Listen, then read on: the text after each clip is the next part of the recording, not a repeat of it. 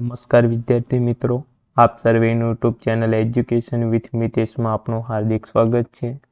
તો આજે આપણે વાત કરીશું કે ધોરણ 6ના સામાજિક વિજ્ઞાન વિષયના પાઠ નંબર 16 સ્થાનિક સ્વરાજ્યની સંસ્થા પાઠના સ્વાધ્યાય સોલ્યુશનની. તો ચાલો આપણે વિડીયોને ચાલુ કરીએ. વિડીયોને ચાલુ કરતાં પહેલાં તમને એક નમ્ર અપીલ છે કે જો તમને આ વિડીયો પસંદ આવે તો લાઈક કરજો, શેર કરજો અને અમારી આ ચેનલને સબસ્ક્રાઈબ કરજો. તો ચાલો આપણે વિડીયોને ચાલુ કરીએ.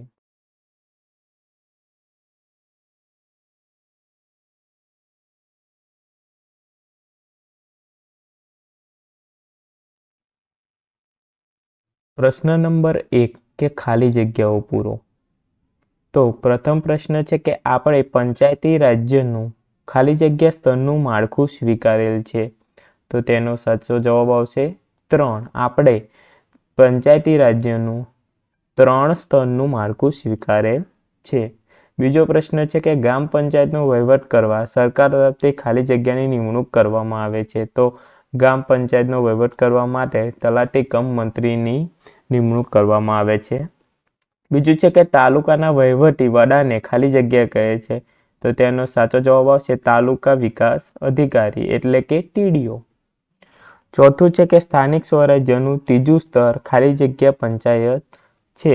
તો સ્થાનિક સ્વરાજ્યનું ત્રીજું સ્તર જિલ્લા પંચાયત છે. પાંચમું છે કે ગ્રામ પંચાયત વિસ્તારમાં વર્ષમાં ઓછામાં ઓછું ખાલી જગ્યા વખત ગ્રામ સભાનું આયોજન કરવું ફરજિયાત છે. તો તેનો સાચો જવાબ આવશે 2.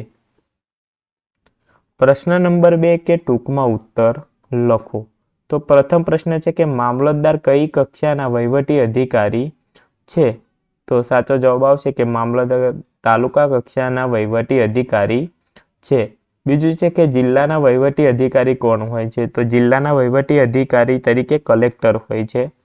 ત્રીજું છે કે મહાનગરપાલિકાના વહીવટી વડા તરીકે કોને ગણવામાં આવે છે.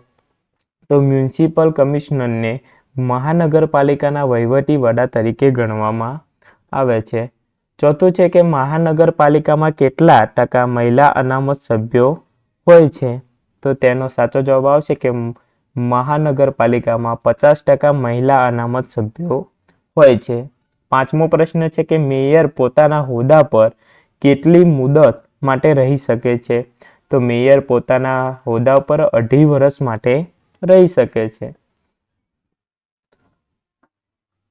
પ્રશ્ન નંબર 3 3-4 વાક્યોમાં ઉત્તર આપો. પ્રથમ પ્રશ્ન છે કે ગ્રામ પંચાયતના કાર્યો જણાવો. તો ગ્રામ પંચાયત દરેક ઘરને નંબર આપવાનું કાર્ય કરે છે. બીજું છે કે ઘર વપરાશ તથા પીવાના પાણીની વ્યવસ્થા કરે છે. ચોથું છે કે ગ્રામમાં જાહેર રસ્તાઓ બનાવવા, પછી ગામના રસ્તાઓની સફાઈ તેમજ ગંદા પાણીના નિકાલની વ્યવસ્થા કરવી, પછી જાહેર મિલકતોની જાળવણી કરવી એ પણ પંચાયતનું કાર્ય છે. ગામમાં આરોગ્ય વિષયક સગવડો ઊભી કરવી તેમજ શિક્ષણ માટે જનજાગૃતિનો ફેલાવો કરવો. બીજું છે કે લાઇટની વ્યવસ્થા કરવી એટલે કે સ્ટ્રીટ લાઇટની વ્યવસ્થા કરવી. પછી ગામમાં પ્રાથમિક શિક્ષણની સુવિધા ઊભી કરવી તેમજ શિક્ષણ માટે જનજાગૃતિ અને ફેલાવો કરવો. ગ્રામ વિકાસનું આયોજન કરવું. ત્યારબાદ ગામના ખેતરોના પાકોની સંભાળ રાખવી તેમજ ગૌચરની જાળવણી કરવી. ત્યારબાદ જમીન દફતરની જાળવણી કરવી. જન્મ મરણનું રજીસ્ટર રાખવું અને તેની નોંધ કરવી. બીજું છે કે સ્થાનિક સરકાર એટલે શું. તો આપણે જોઈએ કે સ્થાનિક કક્ષાએ લોકો મતદાન દ્વારા પોતાના પ્રતિનિધિત્વ ચૂંટે છે. એ પ્રતિનિધિએ તે સંસ્થાનો વહીવટ કરે છે તેને સ્થાનિક સ્વરાજ્ય કહેવાય છે. આ પ્રકારની સંસ્થાઓ સ્થાનિક સ્વરાજ્યની સંસ્થાઓ કહેવાય છે. ધારો કે ગ્રામ પંચાયત, તાલુકા પંચાયત અને જિલ્લા પંચાયત એ ગ્રામીણ સ્થાનિક સ્વરાજ્યની સરકાર છે. નગરપાલિકા અને મહાનગરપાલિકા એ શહેરી સ્વરાજ્યની સરકાર છે. આપણે જોઈએ કે તો ગ્રામીણ પ્રશાસન. તો ગ્રામીણ પ્રશાસનમાં 3 વસ્તુ આવે: ગ્રામ પંચાયત, તાલુકા પંચાયત અને જિલ્લા પંચાયત. શહેરી પ્રશાસનની વાત કરીએ તો 2 આવે: નગરપાલિકા અને મહાનગરપાલિકા. પ્રશ્ન નંબર 3 તલાટી કમ મંત્રીના કયા કયા કાર્યો હોય છે. તો તલાટી કમ મંત્રીના નીચે મુજબના કાર્યો હોય છે. પ્રથમ છે કે તે ગ્રામ પંચાયતનો વહીવટ કરે છે. બીજું છે તે કરવેરાની વસૂલાત કરે છે. તે ગ્રામ પંચાયતના અહેવાલ, પત્રો અને અંદાજપત્રો તૈયાર કરી તેનો હિસાબ રાખવાનું કાર્ય કરે. પ્રશ્ન નંબર 4 ટૂંક નોંધ લખો. મહાનગરપાલિકાના કાર્યો વિગતે લખો. તો જાહેર સ્વચ્છતા અને જાહેર આરોગ્યની જાળવણી કરવી. બીજું છે કે શહેરના લોકોને પીવાનું ચોખ્ખું પાણી પૂરું પાડવું. ગંદા પાણીના તેમજ વરસાદી પાણીના નિકાલ માટેના ગટર યોજનાની વ્યવસ્થા કરવી. શહેરમાં સાફ સફાઈ કરવી તેમજ ગંદા કચરાનો નિકાલ કરવો. નેક્સ્ટ છે કે પાકા રસ્તાઓ તૈયાર કરાવવા, સમારકામ કરવું અને તેને સ્વચ્છ રાખવાનું કામ પણ મહાનગરપાલિકાનું હોય છે. શહેરના રસ્તા ઉપર દીવાબત્તી એટલે સ્ટ્રીટ લાઇટની વ્યવસ્થા પણ મહાનગરપાલિકાએ કરવાની હોય છે. નેક્સ્ટ છે કે પ્રાથમિક શિક્ષણનો પ્રબંધ કરવો. પછી છે કે આગ બુઝાવવા માટેનું યંત્ર એટલે કે ફાયર બ્રિગેડ સ્ટેશન પણ ઊભું કરવું તથા જન્મ, મરણ તેમજ લગ્નની નોંધણી રાખવી. નેક્સ્ટ છે ખાદ્ય સામગ્રીમાં થતી ભેળસેળ અટકાવી. એ પણ મહાનગરપાલિકાના કાર્યોમાં આવે છે. બીજું છે કે સામાજિક ન્યાય સમિતિ.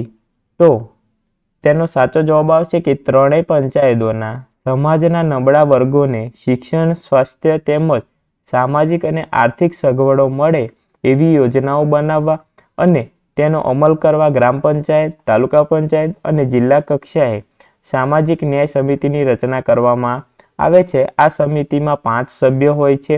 પંચાયતી રાજના ત્રણેય સ્તરોએ સામાજિક ન્યાય સમિતિની રચના ફરજિયાત કરવાની હોય છે. આ સમિતિનું કાર્ય સમાજના નબળા વર્ગના લોકોને ન્યાય આપવાનું હોય છે. ત્રીજું છે કે પંચાયતી રાજમાં જિલ્લા કલેક્ટરની ભૂમિકા શું હોય છે. તો જોઈએ તો કલેક્ટર સમગ્ર જિલ્લાના વહીવટીવાળા હોય છે. તે જિલ્લા ન્યાયાધીશ અને જિલ્લા ચૂંટણી અધિકારી તરીકે પણ કામગીરી બજાવે છે. તે જિલ્લા સ્તરે બધા વિભાગોના કામોનું સંકલન અને સંચાલન કરે છે. તે સમગ્ર જિલ્લાના વિકાસ માટે બનેલી જિલ્લા આયોજન સમિતિના સચિવ તરીકે કાર્ય કરે છે. ગ્રામ પંચાયતના સભ્યો નક્કી કરવાનું પણ કલેક્ટરની ભૂમિકા હોય છે. તે ગ્રામ પંચાયતની અનામત બેઠકોની ફાળવણી પણ કરે છે.